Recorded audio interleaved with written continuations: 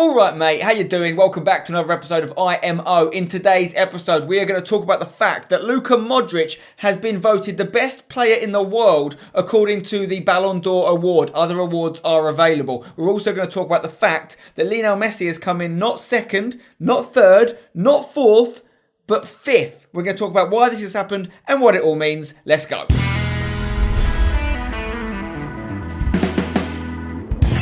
Right, before we talk more about Modric and Messi, I've got to show you an early Christmas present I've received. The absolute legends at LG have sent me this unbelievable 55-inch OLED TV. It is a beauty. Right, first of all, it is literally the thinnest TV I've ever seen. It is literally thinner than my phone.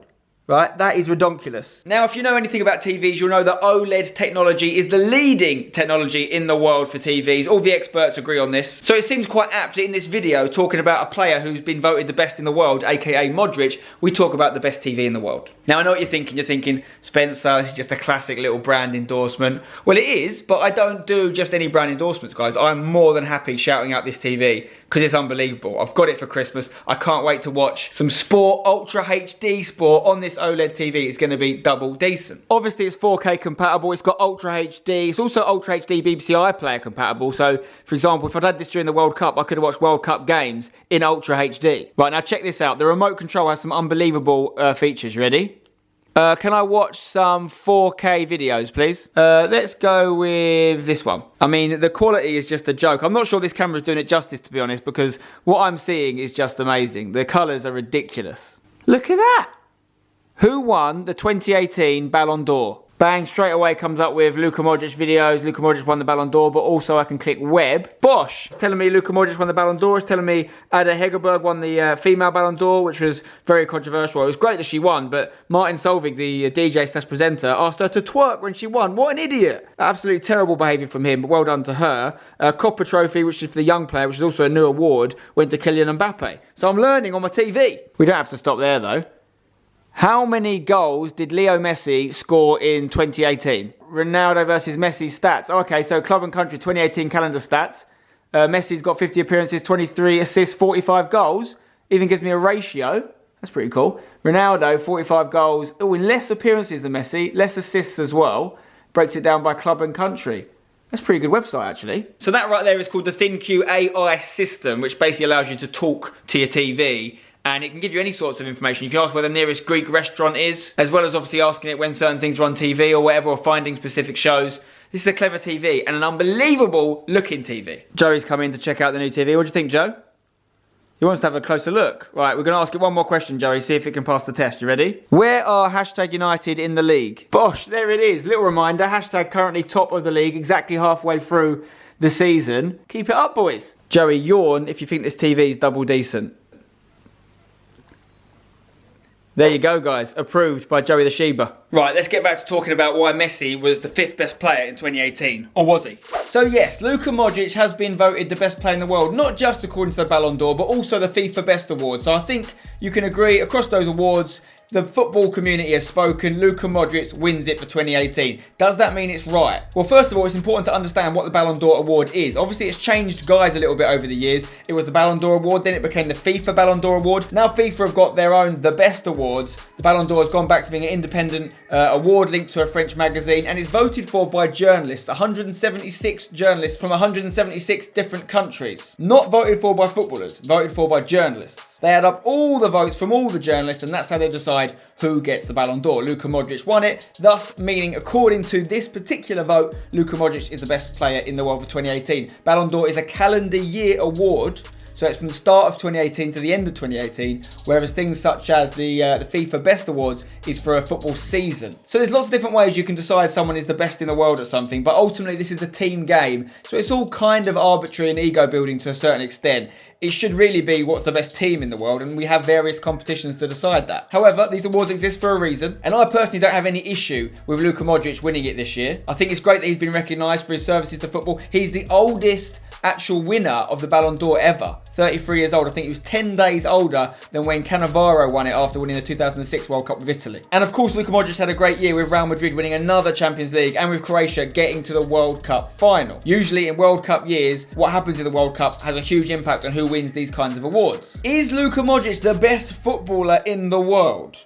I don't think he is personally. He might be the best centre mid in the world. In fact, he probably is, or he certainly was for 2018. And yes, it's hard to compare him to players like Ronaldo and Messi, who have typically been considered the two best players in the world for a decade now. So you've got to really kind of work out what these awards mean. Do they get given to the best footballer in the world? Do they get given to the player that had the best year? Is that reflecting on how good they were in previous years and how improved they were over that year? Or is it purely who was the best at kicking football in that year? Personally, for me, Ronaldo and Messi are both better than Luka Modric. Attacking players often get favourable treatment in these awards, but I don't have an issue with Modric winning it. Neither Ronaldo or Messi were involved in the World Cup final. Neither of them got even close to the World Cup final, really. Ronaldo had a great Champions League again. Messi's Barcelona, not so much. But the issue in this video is not so much about Modric winning the #1 award. It's about why Messi has come in 5th. Because I think we all know Messi is not the 5th best player in the world. He's the joint 1st. I've actually got some really interesting stats which break down the voting from the 176 journalists for the Ballon d'Or this year. We know Messi came in 5th, but what's important is to see the breakdown, like how far off 4th and 3rd and 2nd was he? Turns out he's actually quite far off. Luka Modric smashed it, 753 points. He was miles ahead of 2nd place, which was Cristiano Ronaldo. Ronaldo and Griezmann in 2nd and 3rd weren't far off, and I like that Griezmann got recognised. I think he had a fantastic year. World Cup winner, Europa League winner. He turned up in the big games. Kylian Mbappe obviously had a huge year. He was in front of Messi as well. 347 points to Messi's 280. So why are journalists not recognising Messi's contributions this year? When you look at his stats for the year, it's quite hard to get your head round. For example, Messi scored the most goals in Europe last season with 45. That's more than Cristiano Ronaldo. That's more than Salah. He got the most assists with 18 assists. That's 10 assists more than Cristiano Ronaldo. It doesn't just end there. He had the most free kick goals, the most chances created, the most key passes, most successful take-ons, over 200 last season, and the most man of the match awards in Europe. So even by Messi's very high standards, he still had an exceptional year. Has he had better years in the past? Yes, we've seen him in a calendar year before score like 90 odd goals. But that's the question. Are we judging Messi and Ronaldo by their own exceptional standards, or should we be judging them by what everyone else does, all the other mere mortals and humans do in that same year? It should be the latter, surely. At the end of the day, everyone ahead of Messi on the list has won a huge competition this year. Either a World Cup or a Champions League. Mbappe, Griezmann both won World Cups. Ronaldo won a Champions League. Modric won a Champions League and came 2nd in the World Cup. Messi didn't do either of those things. That ultimately is why he's in 5th. I don't think these journalists are saying the players above him are necessarily better at football than Messi. But you've got to recognise trophy winners, surely. Interestingly though, on that logic, shouldn't Raphael Varane be at the top of the list? Because he's the only person that won both. He won the World Cup and he won the Champions League. Interestingly, this is where the calendar year thing comes into play, because since the start of this season, we know Real Madrid haven't been anywhere near as good as they were under Zinedine Zidane. They've already changed their manager. Raphael Varane has not been on that great a form. Right, these stats were accurate as of late November for this season, yeah, but with 13 games with Varane in the team for Real Madrid, they only won 4. They lost 7 of 13, that's more than half. Compare that to the 6 games Real Madrid have played without Varane, they've won them all. So maybe that's partly why Varane has slipped down the pecking order here. And also, as a centre-back, you're going to struggle to win these sorts of awards, despite the fact that Cannavaro won one in 2006. But having said that, Varane wasn't recognised that highly on the FIFA Best Awards, which happened almost immediately after the World Cup as well. So I feel a little bit sorry for him, considering I think these awards are heavily favoured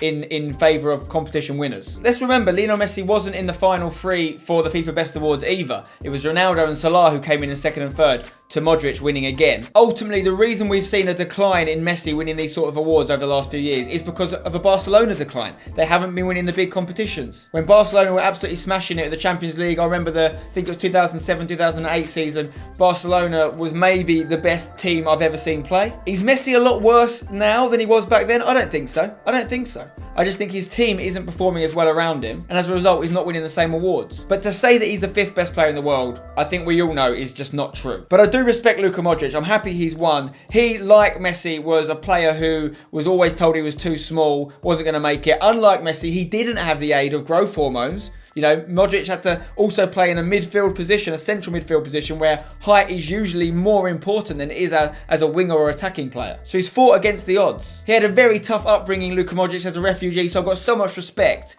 for what he's done and what he's achieved. And I'm more than happy for him to win the awards for having the best football season of 2018 or 2017, 2018 or the calendar year, whatever. He's dropped off a little bit towards the latter stages of this calendar year. People like Ronaldo have carried on. You could say Salah's dropped off a little bit as well. Ronaldo is the joint top goal scorer in Serie A. Pretty impressive when you consider it's a brand new league for him. Messi's the third top goal scorer with 9 goals in La Liga. He has got 7 assists though, and he had a reasonably lengthy injury. So he's still smashing it. And Kylian Mbappe is the joint top goal scorer in Liga, a league where it's arguably easier to score, but expect Mbappe to be on these lists for a long time. It's only a matter of time before he wins one. Antoine Griezmann isn't doing anywhere near as well in terms of goal scoring in La Liga. He's only got 3 goals this season, but he has been doing particularly well in the Champions League. He's got 4 goals, 2 assists in the Champions League. But guess who's top goal scorer in the Champions League? Lionel Messi. Well, joint top with Lewandowski, but still. I do feel sorry for Messi, but he knows he's not the 5th best player in the world. And he's got plenty of awards to keep him warm at night. All he needs to do is go out and bring Barcelona back to the top if he wants to get his hands on one of these awards again. If they win the Champions League this year, clearly winning La Liga isn't enough for him. And in a year where his La Liga rivals Real Madrid win the Champions League,